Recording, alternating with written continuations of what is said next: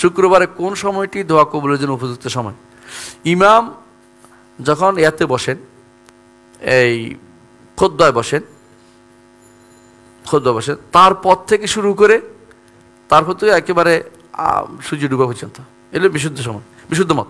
কেউ কেউ বলছেন মাগরিব, আসর থেকে শুরু করে মাগরিব পর্যন্ত। সমস্যা হচ্ছে একটা, ওখানে একটা শব্দ আছে যে সে ব্যক্তি যেই সালাত পরে দোয়া করে, মাগরিবের পর থেকে আসরের পর থেকে আর সালাত নাই, বাধ্য হয়ে বলতেছি এর আগের।